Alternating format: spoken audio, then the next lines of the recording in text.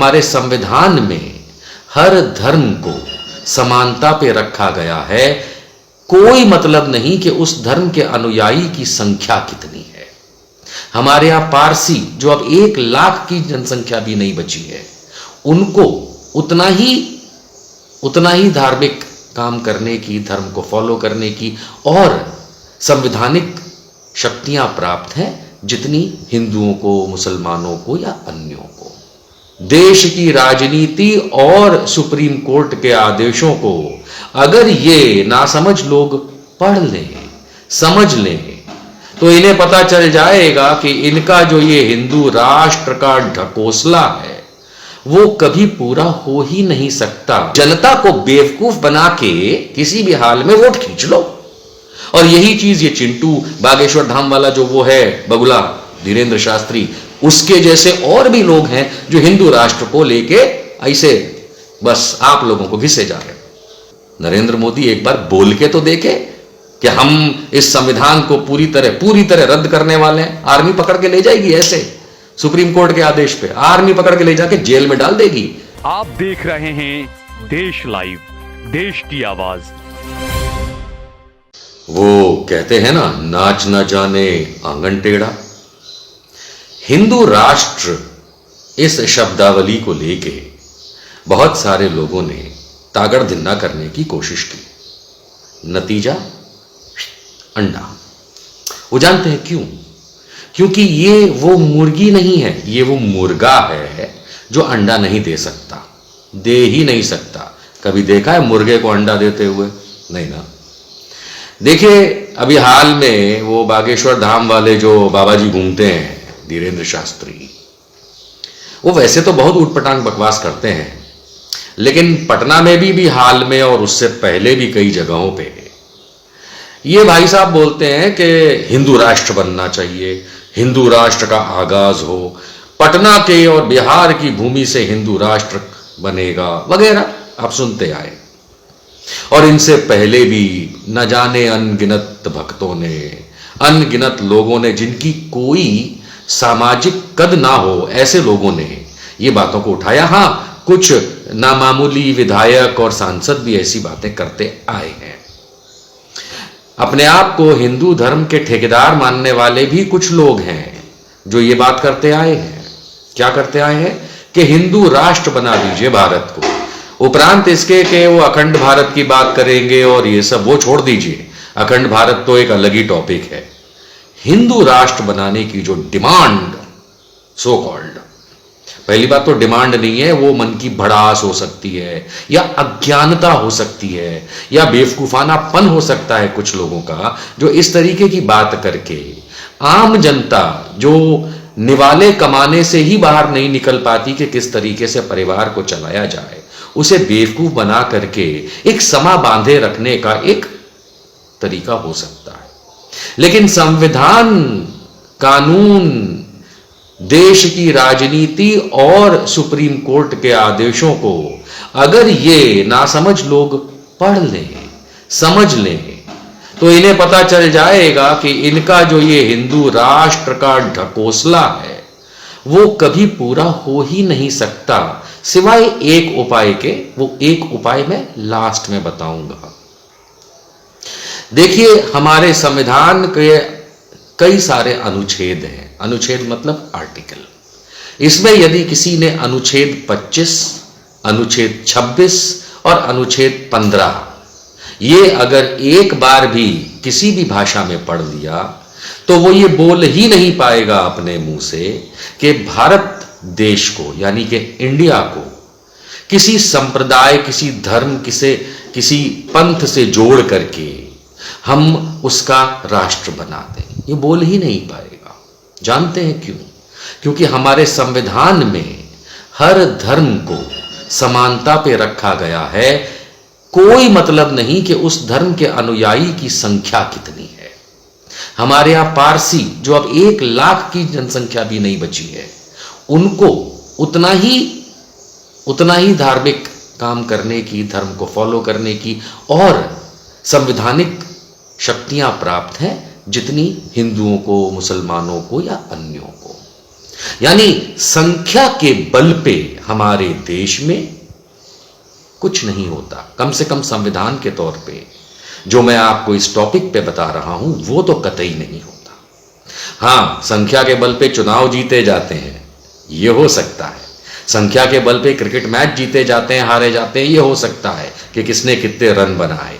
लेकिन किसी धर्म के अनुयायी कितने हैं, वो अनुच्छेद 25, अनुच्छेद 26, अनुच्छेद 15 हमारे संविधान का उस नजर से देखने ही नहीं देता कि तुम ज्यादा हो तो तुम्हारे नाम का देश हो जाएगा। क्योंकि बहुत से लोगों को तो यही नहीं पता। हमने तो आरएसएस के मोहन भागवत जैसे लोगों को इंडिया नाम पे कुछ खिलाफत करते हुए, कुछ अपनी ही राय देते हुए सुना है कि भारत में ऐसा होता है और इंडिया में वैसा होता है। इंडिया आपको सुनने में, ये शब्द, ये नाम, नाउन इंडिया, ये सुनने में आपको अंग्रेजी लग सकता है, पर है नहीं। ये मूलतः हमारी ही जमीन का नाम है। क्योंकि आज 1000 से भी ज्यादा वर्षों से हमारे जमीन, इस भूखंड का नाम कई बार बदला गया। जैसा शासक रहा उसने बदला। हम बहुत पुराने 1200-1500 साल पुराने इतिहास में भी चले जाएंगे तो भी इंडिया को कई अलग नामों से, इंडी, इंडिक इत्यादि से बुलाया गया है जो लोग यहां पे आए हैं। क्योंकि यहां के लोगों को आइडेंटिफाई करता था बाकी दुनिया से सिंधु नदी। और ये जो सिंध और सिंधु नदी है, इसका हिंदू से कोई मतलब नहीं है, ये सिंध से मतलब है। इसी को, जिसको हम कहते हैं करप्शन ऑफ लैंग्वेज, यानी कि भाषा में बदलाव आ जाना, वो बदलाव के आते आते आते आते ये सिंधु से हिंदू हो गया। सिर्फ इतनी सी बात। और इसी सिंध को इंड किया था बहुत सालों पहले शासकों ने। मैं पर्शियन जो भाषा का इंपैक्ट है उससे भी पहले की बात कर रहा हूं, मैं अंग्रेजों से भी पहले की बात कर रहा हूं। बहुत पहले इतिहास पढ़ना पड़ेगा, जो ये कथावाचक लोग तो खैर कतई नहीं पढ़ते और हमारे राजनेता तो जानते भी नहीं है। इसलिए इंडिया साउंड करेगा इंग्लिश, लेकिन वो इंग्लिश नहीं है, वो बाकायदा हमारी सिंधु नदी के आधार पे है। ठीक, पहली बात। दूसरी बात, मैंने आपको बताया अनुच्छेद 25, अनुच्छेद 26 हमारे संविधान में ना सिर्फ ये लिखा है कि हर धर्म को समान भाव मिलेगा, हर धर्म को समान इज्जत मिलेगी और आम जनता को यह अधिकार दिया जाता है कि वो किस धर्म को फॉलो करे, किस धर्म को अपनाए, किस धर्म को माने। और इन बातों को समझते हुए खास करके जो कानूनविद हैं और नहीं भी हैं तो जो कानून को फॉलो करते हैं, सुप्रीम कोर्ट के केसेस को फॉलो करते हैं, देश की राजनीति को फॉलो करते हैं, उन्हें केशवानंद भारती का केस याद होगा जो सुप्रीम कोर्ट का एक बेंचमार्क जजमेंट आया था। उसमें भी इस देश को सेक्युलर बाकायदा डिफाइन किया सुप्रीम कोर्ट ने, एक लार्जर बेंच ने। क्योंकि हमारे संविधान को लेकर के कई लोग लगे रहते हैं कि इसमें सेक्युलर शब्द नहीं था और बाद में प्रीएम्बल में जोड़ा गया। ठीक है, मैं चलिए 2 मिनट के लिए कह देता हूं कि प्रीएम्बल जो है, क्योंकि मैं उस कानून को बहुत अच्छे से समझता हूं, संविधान को समझता हूं, प्रीएम्बल जो है वो संविधान का भाग नहीं है। संविधान की जो अंतरात्मा है वो प्रीएम्बल में लिखी जाती है। किसी भी किताब में आप किसी की नॉवल उठा करके देख लीजिए तो 600 पन्ने की अगर या 500 पन्ने की नॉवल है तो अंत में या शुरुआत में उसका प्रीफेस होगा या उसके बारे में कुछ 1 या 2 पेज का लिखा होगा। इसी तरीके से संविधान, क्योंकि वो अंतरात्मा होती है नॉवल की, इसी तरह के संविधान की अंतरात्मा प्रीएम्बल में दी गई है। संविधान में अगर सेक्युलर शब्द नहीं मिला तो केशवानंद भारती और अन्य केसों में माननीय सुप्रीम कोर्ट ने सेक्युलर की डेफिनेशन दे दी और इस देश को सेक्युलर है, ये संविधान सेक्युलर है, उसको डिफाइन कर दिया। इसलिए जितने भी लोग ये अलग भाषा बोलते हैं कि संविधान दिखाओ, आप सुप्रीम कोर्ट का जजमेंट पढ़ लो जो संवैधानिक है। उसको ना किसी ने चैलेंज किया, ना रिवर्स किया, ना कोई कर पाएगा। ठीक, अब आती है बात हिंदू राष्ट्र की। ये देखिए, ये मैं आपको एक तस्वीर दिखाता हूं। इस तस्वीर में जो लाल रंग के देश हैं, ये जो छोटे छोटे दिख रहे हैं आपको, ये वो छोटे छोटे देश हैं जहां पे धर्म आधारित राष्ट्र है।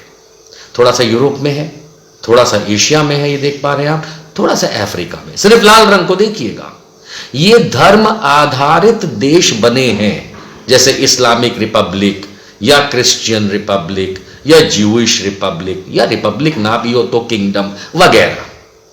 ये जो हरे रंग में बाकी पूरी दुनिया आपको दिख रही है, अमेरिका, दक्षिण अमेरिका, उत्तर अमेरिका, यूरोप का पूरा भाग, अफ्रीका का लगभग पूरा भाग, एशिया का लगभग पूरा भाग, ऑस्ट्रेलिया, ये जितना आपको दिख रहा है भाई, ये धर्म आधारित देश नहीं है।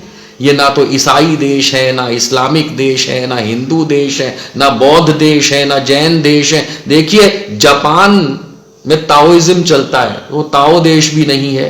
आप कहेंगे क्योंकि गए नहीं होंगे, अमेरिका में सारे अंग्रेज रहते हैं, अंग्रेज रहते हैं इंग्लैंड में, अमेरिका में सारे क्रिश्चियन रहते हैं। ऐसा तो नहीं होता। ये सारे देश जो मैंने आपको दिखाए हरे रंग में, लगभग पूरी दुनिया, लगभग उनके देश जो हैं वो धर्म आधारित देश नहीं है। इसलिए हमारे देश में बैठ करके, भारत में बैठ करके कुछ चिंटू अगर इसे धर्म आधारित बनाने की इसलिए बात करते हैं क्योंकि यहां 80% हिंदू मान्यता के लोग रहते हैं, तो ये बाकी दुनिया से आप सीखिए कि बाकी दुनिया में तो क्रिश्चियंस रहते हैं, मुसलमान रहते हैं। सारे कंट्रीज जहां मुसलमान रहते हैं वो इस्लामिक देश नहीं है। सारे कंट्रीज जो क्रिश्चियन रहते हैं वो क्रिश्चियन देश नहीं है। इतना बड़ा चीन जहां बुद्धिज्म का इतना प्रचार है वो बौद्ध देश नहीं है, and so on and so fourth. अब आप कहेंगे, मैंने सुना ये क्या नाम इनका, धीरेन्द्र शास्त्री जी, कि भाई हमारे इस देश में यानी इस भूखंड में पहले सनातन होता था और बाद में लोगों ने अपने अपने धर्म अपना लिए। यानी सनातनियों ने किसी ने हिंदू धर्म अपना लिया जिसको वो सनातन का पर्याय कहते हैं, किसी ने इस्लाम अपना लिया, so on and so on. मैं आज भी पूछता हूं कि 6 वर्ष के अटल बिहारी वाजपेयी प्रधानमंत्री के शासन में और 9 वर्ष हो गए हैं इस समय नरेंद्र मोदी को भारत का प्रधानमंत्री में शासन करते हुए। 6 + 9 कितना होता है? 15 होता है। इन 15 वर्षों में क्या इन दोनों हिंदू हृदय सम्राटों ने इस देश में सनातन को धर्म की मान्यता संवैधानिक तौर पे दिलवाई? नहीं दिलवाई। क्या हिंदू को, हिंदू HINDU, हिंदू को धर्म की मान्यता हमारे देश में इन 15 वर्षों में इन 2 महानुभावों ने दिलवाई? नहीं दिलवाई। संवैधानिक तौर पे ना तो सनातन हमारे देश में धार्मिक स्टेज पे है और ना ही हिंदू। इसमें मैं क्या बोलूं, ये तो आप लोग सब जानते हैं। हो सकता है नहीं जानते हो क्योंकि आपको अपने निवाले कमाने से समय ना मिला हो, या सिर्फ मोबाइल में घुस करके जो फालतू की बकवास घूमती है सोशल मीडिया पे उसको पढ़ के आप सोचते हैं कि आप ग्रेजुएशन कर गए, जबकि हकीकत में नर्सरी में भी नहीं है, इस मुकाम पे नहीं है कि आप कानून, कानूनी पेचीदगियां, संविधान, इनके बारे में सोच भी सकें। क्या नरेंद्र मोदी ने कभी बोला? इतने साल हो गए उसे राजनीति में, 2001 से मुख्यमंत्री है, आज 2023 हो गए, 22 साल से वो मुख्यमंत्री प्लस प्रधानमंत्री। क्या उसने एक बार, आप एक वीडियो दिखा दीजिए मुझे निकाल के, जब नरेंद्र मोदी ने कहा हो कि हमें भारत को हिंदू राष्ट्र बनाना हो? नहीं बोलेगा। ना अमित शाह ने बोला, ना अटल बिहारी वाजपेयी ने बोला, ना आडवाणी ने बोला, ना मुरली मनोहर जोशी ने बोला, किसी ने नहीं बोला। जो भी कद्दावर नेता रहे बीजेपी के या हैं, उन्होंने कभी नहीं बोला। बोला तो कुछ चिंटुओं ने बोला। उन चिंटुओं की क्या कीमत इन लोगों के भी सामने? आप दूसरी पार्टियों को छोड़ दीजिए, दूसरी को तो आप सेक्युलर कहते हैं ना, कि वो सेक्युलर लोग हैं। आप कम्युनल लोग हैं, वो सेक्युलर लोग हैं, आप सांप्रदायिक लोग हैं। चलिए आप सांप्रदायिक लोग ही बता दीजिए जो अपने आप को इस नजरिए से देखते हैं कि कहां है आपके हिंदू हृदय सम्राट जो मुंह से बोल ही नहीं पा रहे।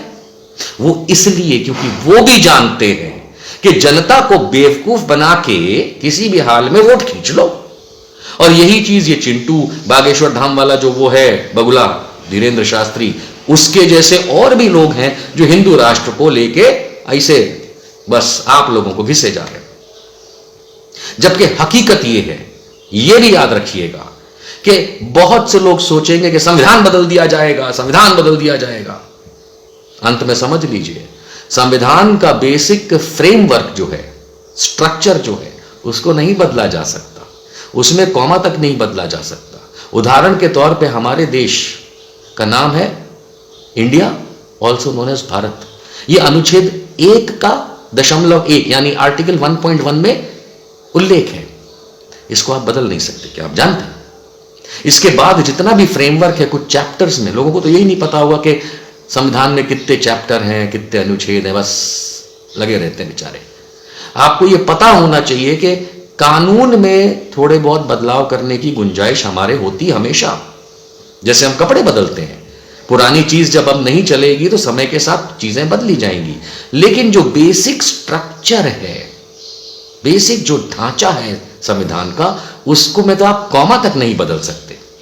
यह आपको नहीं पता है, और इन लोगों को पता है जो आप लोगों को बेवकूफ बनाते हैं। तो बेवकूफ बना रहे हैं लेकिन करके नहीं दे रहे। कुछ लोगों ने मुझसे बीच में सवाल किया था कि देखो राम मंदिर तो बनवा दिया, संविधान बदल दिया। नो सर, कोई संविधान नहीं बदला गया। वो एक कोर्ट केस था, वो कानूनी दायरे में रह करके लड़ा जा सकता था, लड़ा गया। फैसला सही आया गलत आया अपनी अपनी मान्यता हो सकती है, लेकिन मूलतः वो बात कानूनी दायरे में लड़ी जा सकती थी, लड़ी गई, फैसला जो भी आया हो।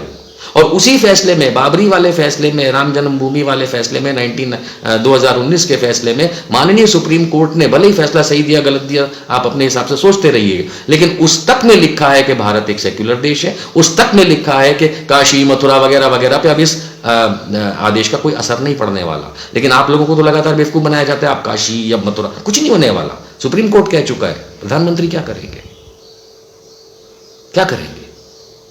सुप्रीम कोर्ट कह चुका है संविधान के बारे में कि बेसिक इंफ्रास्ट्रक्चर और बेसिक स्ट्रक्चर फ्रेमवर्क ऑफ संविधान छुआ भी नहीं जा सकता। बदलने की बात तो बहुत दूर की है।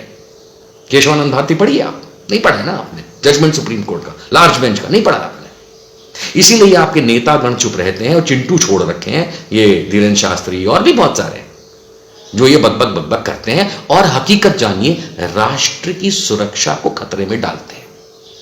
जी, जो चीज संवैधानिक तौर पे हो ही नहीं सकती, उसके बारे में इस तरीके से प्रपंच करना, लोगों को भड़काना, ये राष्ट्र की सुरक्षा के लिए खतरा हुआ कि नहीं हुआ?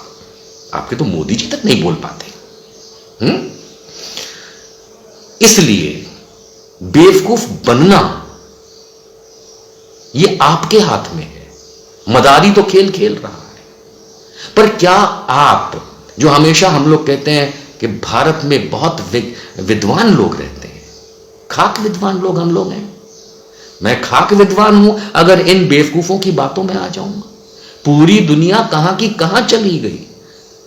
आप हिंदू राष्ट्र नहीं बना सकते, इसका कोई उपाय नहीं है। जैसा मैंने शुरू में कहा था, एक ही उपाय है, और वो मैं अब बता के अपनी बात खत्म करूंगा। एक ही उपाय है कि इस संविधान को रद्द कर दिया जाए, पूरे संविधान को, जो कि संविधान में वो प्रोविजन भी नहीं है कि आप इस संविधान को रद्द कर सकें। लेकिन कोई बाहुबली बनके अगर इस संविधान को पूर्णतः रद्द कर दे, पूर्णतः, और नया संविधान लागू करे, तो उस नए संविधान में ऐसे चीजें आ सकती हैं। लेकिन क्या आप लोगों को मालूम है कि संविधान को रद्द करने के लिए कोई प्रधानमंत्री, राष्ट्रपति अपने आप नहीं कर सकता? उसकी भी एक प्रोसेस है। अरे वो बोल भी देगा, मैं अगर मैं चैलेंज करता हूं, नरेंद्र मोदी एक बार बोल के तो देखे कि हम इस संविधान को पूरी तरह रद्द करने वाले हैं। आर्मी पकड़ के ले जाएगी, ऐसे सुप्रीम कोर्ट के आदेश पे आर्मी पकड़ के ले जाके जेल में डाल देगी। ऐसे इलेक्टेड मंत्री, संतरी या प्रधानमंत्री या किसी को भी, क्योंकि यह सबसे बड़ा असंवैधानिक, गैर संवैधानिक और भारत को बेइज्जत करता हुआ स्टेटमेंट होगा जो कोई भी ऐसा बोलेगा। इसलिए कृपया भारत को, भारत के संविधान को ताक पे रख के अपनी सस्ती लोकप्रियता के लिए यह गंदगी करना बंद करें। हिंदू राष्ट्र कभी बन नहीं सकता, और ज्यादा अगर ड्रामा होगा तो ये जितने चिंटू हैं ना, समझ जाओ इनका क्या होगा। मेरा मकसद सिर्फ आप लोगों को यह बताना था कि हिंदू राष्ट्र का सपना मत देखिए, अच्छे भारत का सपना देखिए, कुछ कामकाज कीजिए। 5 किलो अनाज खा के भिखारियों की तरह अपने आप को मत पेश कीजिए। Do some good work, stop dreaming stupidity. जय हिंद।